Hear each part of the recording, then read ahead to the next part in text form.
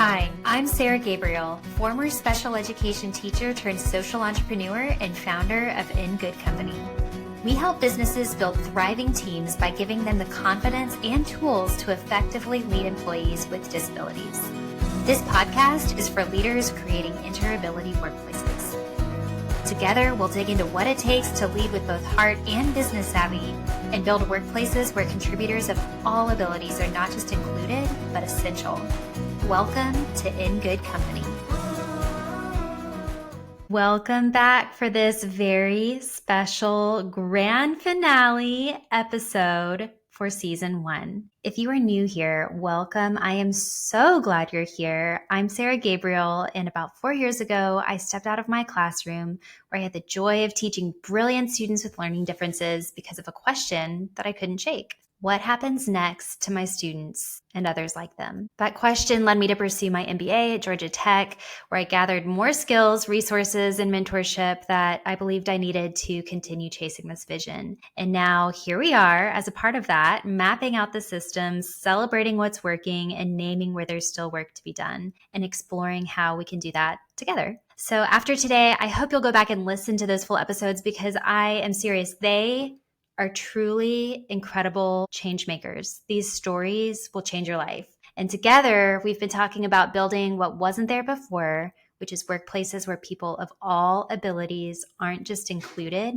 but essential. All right, so before we dive in, I have a little bit of housekeeping as season 2 is coming into form. That will be coming out in a few months. And if the best way to know when it comes out is to subscribe on your favorite platform, which by the way, I don't know if y'all knew this because I'm so sorry I didn't ever formally say it, but if you prefer video format, and if you prefer seeing captions, you can watch this podcast as a video on YouTube and Spotify. And the first couple of YouTube videos, we hadn't figured that out yet, but the captions are still there. Anyway, I'm sorry I didn't make that clear, but going forward, that's always an option. So anyway, please subscribe. This is not for my vanity metrics. This is truly to help grow the show, grow our reach. And if you wouldn't mind taking it one step further, I know I've been asking this a lot lately, but it's because I truly want to know who you are. And podcasting, as I've learned, is very one-sided. You can see me, you can hear me, but I can't see and hear you, and I'd like to. So I'd love for you to say hi if you're willing to take a few minutes to fill out that survey,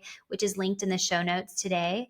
Help me as I decide what would be most useful and impactful for you as you listen to season 2, which I hope you will. And it would also help me as I'm selecting my guests. Who do you want to hear from? What do you want to talk about next? Because this show is really meant to be a resource for all of us, including myself. I benefit from these conversations and I have been deeply encouraged. So please help me shape season 2. That is the warmest invitation I can possibly extend. And before long, I'll stop bugging you about that. But until then, just know that it's out of a heart of genuine desire to know you. You can also find me on LinkedIn. I love to celebrate, and I would love to celebrate you and your business as you grow and develop. So find me on LinkedIn and let's keep in touch. I believe that is all I have for housekeeping. And now to the fun part. I have some reflections for season 1. And honestly, this has been the hardest episode for me to put together, because I have rewritten.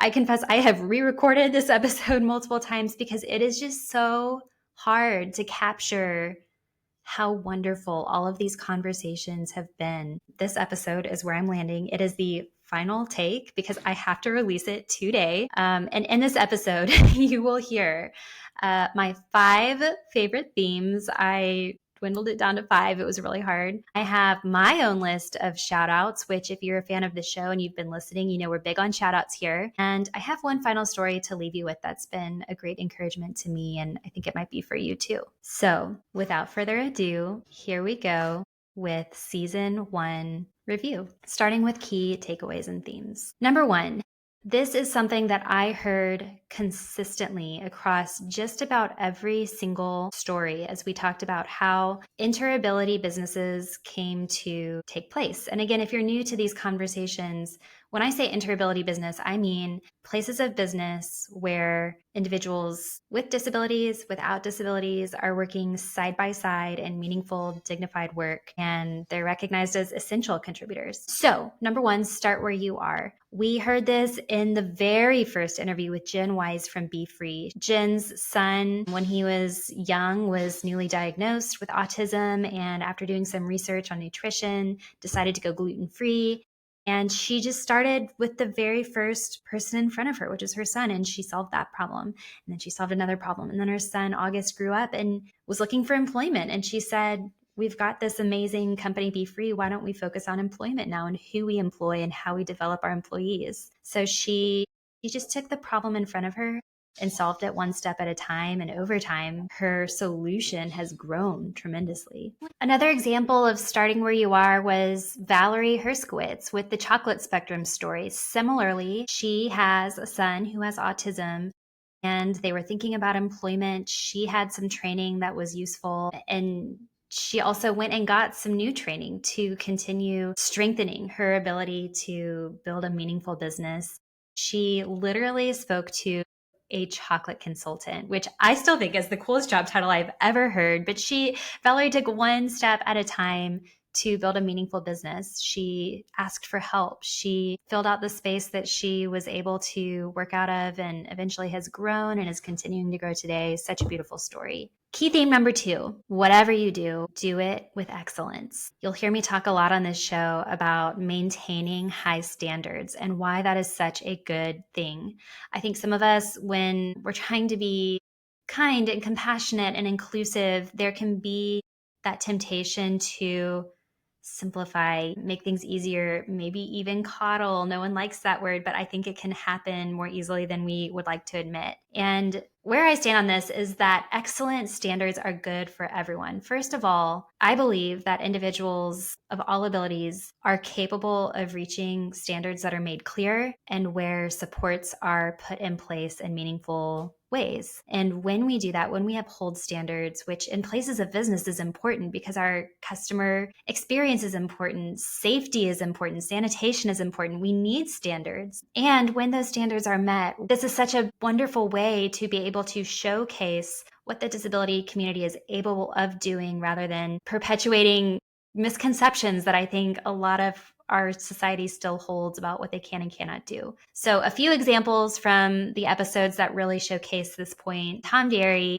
with Rising Tide Car Wash. Oh my gosh. We talked about his book, The Power of Potential, and his willingness to shoot for excellence. And sometimes in the beginning, they fell short. They learned by trial and error, and they were okay with that. They were humble enough to admit, hey, we didn't get it right this time. What do we need to reevaluate to try again? And they continue to hold that high standard and find creative ways of helping their team get there. And there's my cat if you're watching on video.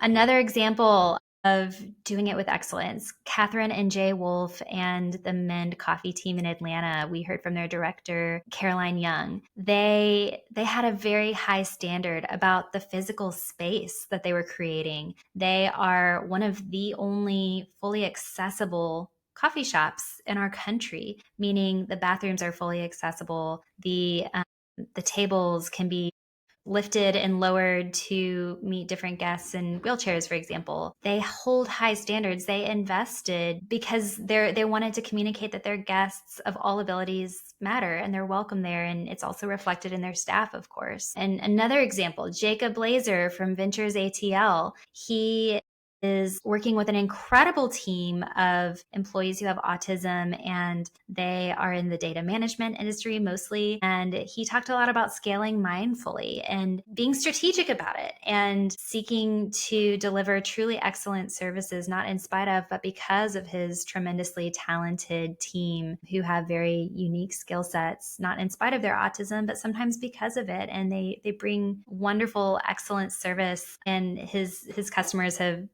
given glowing reviews, and you can hear about that in that episode. Key theme number 3, there is joy in this work. I am not saying it's not hard. There are some really hard days for all of us in this work, but oh my gosh, is there so much joy.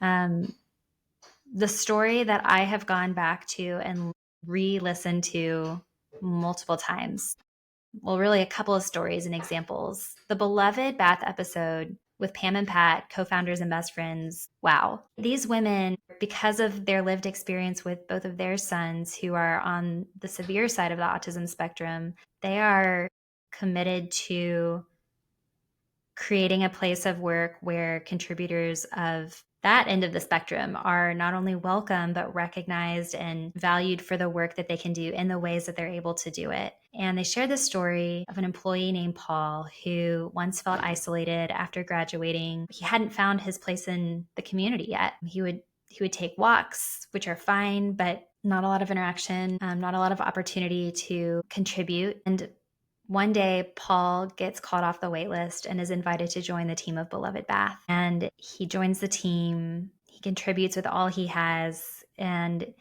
they said that he later shared with them his favorite part of the day is seeing his lunchbox, because to him, that lunchbox means that he is going to work to see his friends. There is so much joy in this work. There are so many stories that we have heard of employees who just love to contribute. They want to contribute. They want to be a part of a whole. I think of the story that Heather Sudduth shared from Shepherd Hotel of the employee who held her first job there, and she was in the housekeeping team, and she realized she loves taking care of guests and giving them a truly beautiful, spotless, clean space to stay at the end of a long day of travel. And this girl loved her job so much, she asked for cleaning supplies for Christmas and went on to teach all of her family and friends how to clean the proper way. And wow, just the joy and the pride and work. I've heard from guests just say, I've never seen an employee that takes that much pride and joy in their work, but from this community, you see it time and time again. And I think that's something so often missed from people who have not yet had the privilege and joy of being around individuals from the disability community or being served by them as guests in a place of work. So there is joy. Number 4, be generous with your learnings and your celebrations. I hold this opinion pretty strongly, and that is that this work, the highs are high and the lows are low, and it can feel lonely and it can feel daunting, especially for so many of the founders in this space who might be stepping into small business leadership roles for the first time, or individuals coming onto a team for the first time who haven't found that best fit way of performing their tasks yet, and they're still working on it. This work is absolutely meaningful, and it can absolutely be hard. So when you're able, when you have found something that works, share it. And I loved the episode with Ed Lynch because he said, I've been at this for quite some time, and I love nothing more than when someone asks for a tour of Michael's learning place and asks me how I did it, and I would love to share with them and see them do it too, even if it's right across the street from me, because we need as many of these businesses as we can. The numbers are still high. 80% of job seekers with disabilities are still unemployed. Andy Davenport said his mission is to change that number by 1%, which is still hundreds and hundreds of individuals finding work that hadn't found it before. All of these leaders that have come on the show have a spirit of generosity. We all celebrate one another. We all take a moment to give shout outs at the end because we want to see more of it. We want to see more workplaces and more cities and more communities that have done the work, cracked the code on building the right training models, building the right business models to showcase the amazing work that can be done when we have these teams that are made up of individuals of a wide range of abilities. So share, celebrate. And point number 5, this is the proof of concept. And what I mean by that is that our country has made some mistakes. We've had some pretty big misconceptions and missed opportunities when it comes to seeing the fullness of what the disability community has to bring to our community. In some cases, it's literally been an out of sight, out of mind kind of thing. And slowly over time, we have started to see living situations change for the better and schools start to become more integrated. And now we're starting to see workplaces become more integrated. And I am not saying we have arrived yet. There's still much work to be done. But what I have come to believe is when someone talks about the case for hiring an individual with a disability, it might start to make sense logically. Maybe not for someone who's never interacted with this community before. But when you hear stories of someone who has sat at the seat of the restaurant in the Shepherd Hotel and looked around and seen truly excellent work being done by greeters and hosts and hostesses, front desk agents with varying abilities, and they stop and say, "Oh, I get it. This is excellent." When you go to buy a Rice Krispie treat from Krispy King and you are greeted by a joyful team who is passionate about sales and just wants you to have the royal treatment, how can you not say, "This is excellent"? I think seeing is believing for most people. And these businesses, we've mapped them, and there's about 220 in our country. These businesses are all serving as our proof of concept so that business leaders and educators and leaders in our local government can come in and be served by and experience the fullness of this particular community's amazing gifts that they have to bring to the table and say, "I get this. This isn't just nice to do. This is something that we need. These are people that we need completing our teams."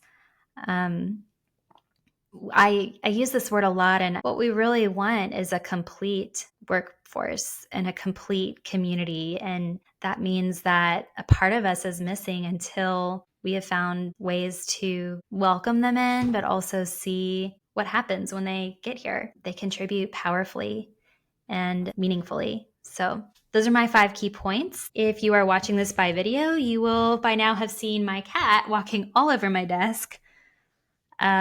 She says hi.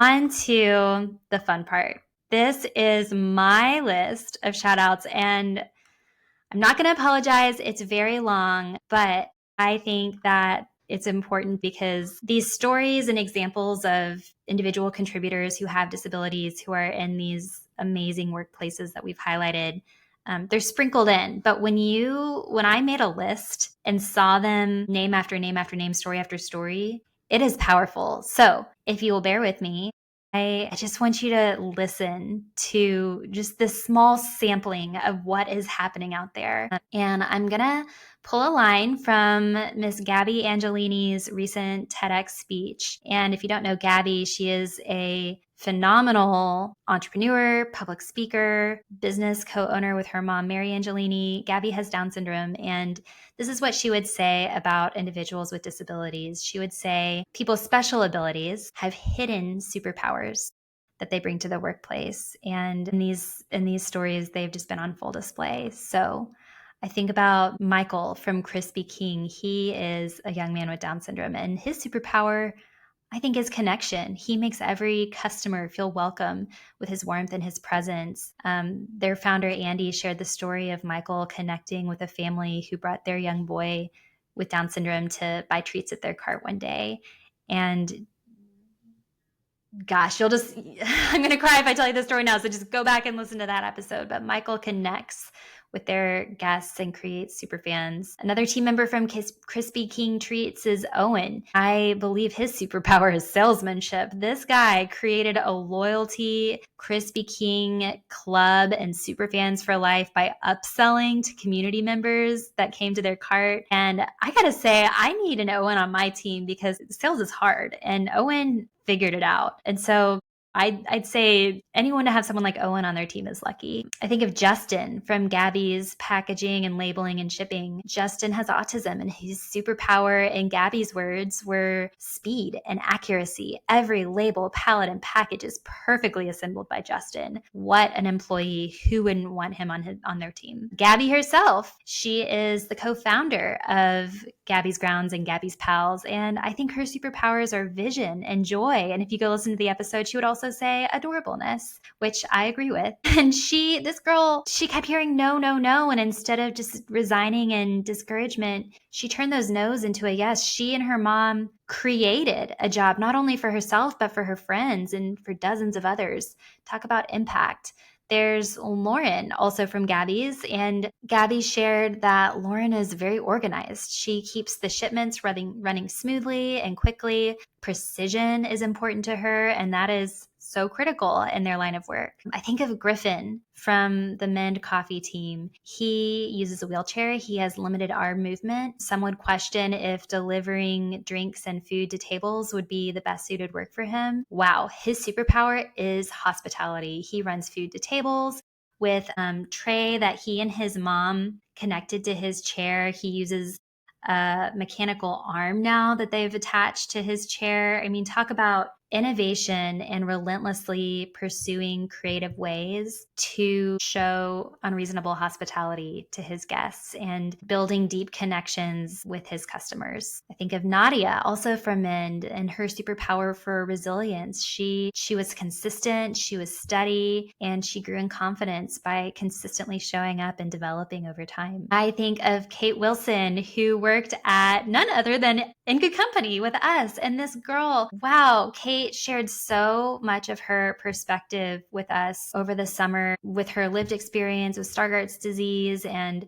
I believe her superpower is the ability to communicate perspective and help others see in a gracious and clear way how we can all improve the services that we deliver, the way that we format it in a way that others can access what we're creating and what we're offering. I think of August from the Be Free team. He is an individual who is a growing self-advocate with autism. And I think his superpower is mentorship. He inspires younger employees as a trainer himself and as a role model. And he leads speaking engagements to educate the world in what autism really is now. I think of Katie from Shepherd Hotel. I think her superpower is courage. Her manager said she literally moved across the states to come work at this hotel to build independence, find belonging, and be courageous. I think of Paul, who worked at Beloved Bath, the story we shared earlier, in leaving the waitlist to join the Beloved Bath team. I think his superpower is joy and purpose. He knows why he's there. And that joy and that purpose is contagious. Just the picture that Pam and Pat painted of the team, how they're all happily working together and fulfilling orders and cranking them out. Paul plays a big part in creating that culture, in my opinion. I think of Michelle from Beloved Bath. The story we heard about her also nearly had me in tears. This girl has limited speech. She has vocal stereotypy. And from what Pam and Pat shared, her superpower comes in the form of fine motor skills.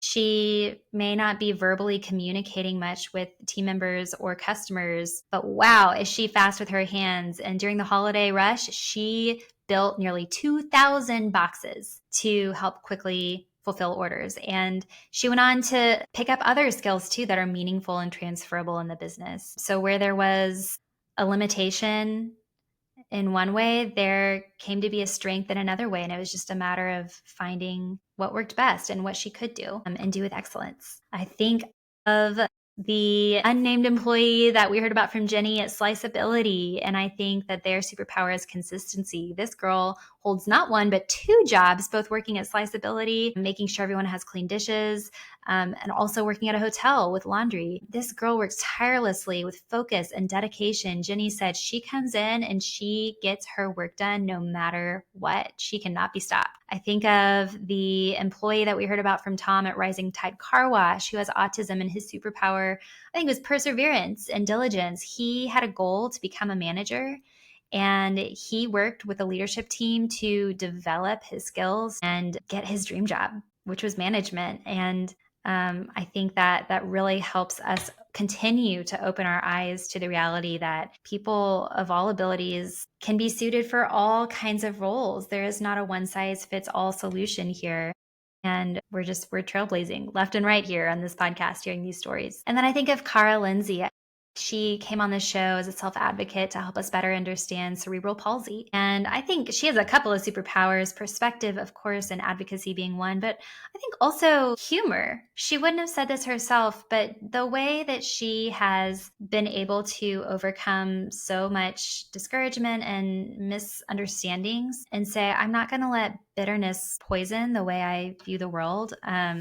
She's honest, and she definitely helps us reconsider how we perceive the cerebral palsy community, but she has a generous and gracious spirit, and she consistently comes back to the conversation and is helping us better understand how to assume competence when we are getting to know team members who have disabilities. So that was as fast as I could talk to get as many stories as I can out there. Obviously, if you want to hear the full stories or need a reminder, go back and listen to the full episodes, because I think story is so important. I think we were made for story. And I think with story, there's usually resolve. And that's the tension we're sitting in right now. Specifically, those of us who are coming to these conversations as eager, committed problem solvers, whether we've already started or we're asking, how can I take my next step? I think we're asking these questions because we were wired for story, and with story, at some point comes resolution. And when we talk about working towards a complete workforce, that's the resolution that we're working towards. And this work is so important and so challenging. And we haven't reached the full sense of completeness yet. But I think that over time, we are getting closer, and these businesses are just giving us a glimpse, a preview of what a full, complete community can really look like and can really be. And that brings me to the final part of this show, which is a story that's been sitting with me lately and has really helped me think through the tension between the vision for completeness and the reality of where we are today, and even grappling with questions of purpose and work, and why do we work, and what should we work on, and how can I help this person get to work. And I think work is beautiful, and I think it's such an important way for us all to contribute and find dignity in our ability to share what we've been given uniquely as gifts to benefit others. So I think work is beautiful. And there are a lot of messy questions that come with it. And there was somebody else quite a while ago who I think had a lot of similar questions. And he was a writer, and he had this big, grand vision for this series that he wanted to write, this masterpiece that he wanted to leave in the world. And he was starting to worry that the vision was becoming so grand, he may not ever see it to completion, because it just kept getting bigger and bigger, and his hopes and his vision just kept growing. And this man was none other than J.R.R. Tolkien, author of Lord of the Rings. I got married last year and was recently introduced to the wonderful world of Lord of the Rings, and I'm such a fan now. And I did not realize that Tolkien spent years and years doing the prep work before he could even get to writing the story itself, because he was inventing languages. He invented a map. He literally invented a whole world, backstories, lineages. He was so committed to the excellence that he believed this story could be in its completeness. That's so much so he was having a hard time getting started, much less finishing it. And in the middle of all that struggle, he wrote this short allegory called Leaf by Niggle. And I'm sorry if I'm saying the name wrong. It's either Niggle or Nigel. Either way, Niggle, I will say, was just an ordinary painter. He wasn't famous. He wasn't extraordinarily talented even, but he loved to paint, and he had a vision for this painting that he wanted to leave to the world before he died. Death was coming closer for him. And the vision started out as a leaf and then a tree. And as he starts to paint the tree, the vision gets bigger. It needs to be in a pasture, and there could be a creek, and there could be mountains behind this tree. It becomes a whole landscape. The vision grows so much that he has to buy a bigger canvas to fit this beautiful vision that he has. And the sad reality is that as hard as he worked, he had distractions. He had everyday things pop up that needed his attention. Neighbors needed help. Bad weather came. He had plenty of interruptions, and as hard as he tried, he ended up departing on his journey to death before finishing his painting. And he's just distraught until he arrives on the other side of death, and there in front of him on a hill is his full, complete tree, the exact tree he saw in his vision. And then the story goes back to Earth, and it shows the neighbors that are going through his things, and most of the painting had been destroyed, but one beautiful leaf that Nigel had painted remained. And the way I interpret that story is I think that he wanted to leave behind this beautiful grand masterpiece, this complete picture, but what he actually ended up leaving behind was a simple leaf. But that leaf was a preview for the fullness that was coming. And I think there's a lot of beauty in the one leaf and a lot of relief for the rest of us to think completeness is coming and it's not here yet. And what does that mean for us? We can see the vision. We want others to see it too. And maybe our whole life's work will serve as one leaf, one preview of what completeness can and will be someday. I do believe that this vision for communities and workplaces where people of all abilities are working side by side and doing essential work, I believe we will get there. The resolution is coming. But until then, what do we do with our work today? And what do we think about our work today? Is it, especially on the days that are discouraging, why do we still do it? Should we still do it? Many of us are tired. I believe that if I add my brush strokes and I add one leaf, and then Caroline Young paints a leaf, and then Kate Wilson paints a leaf, and Jody Tick, and so many others. If we're all painting leaves together collectively, I think these previews will come together and we'll eventually see the full tree. That's a story that's encouraged me so deeply recently, and I hope it encourages you too. And so, as I sign off from season 1, and until we speak again, I hope to encourage you by inviting you to give your work your greatest brushstrokes, because you play an important part in previewing what will one day be complete. And I believe that you are in good company. Until next time. Thanks for joining us on In Good Company. I hope this conversation gave you what you needed to take your next step. Special thanks to Georgia Tech's Institute for Leadership and Social Impact for the recording space and the coffee. If you enjoyed this, please subscribe, share, or leave a review to help more leaders like you find us. Want more tools, frameworks, or a community of like-minded advocates? Head over to igcwithus.com to learn more. We'd love to connect. Until next time, keep building what wasn't there before. You're in good company.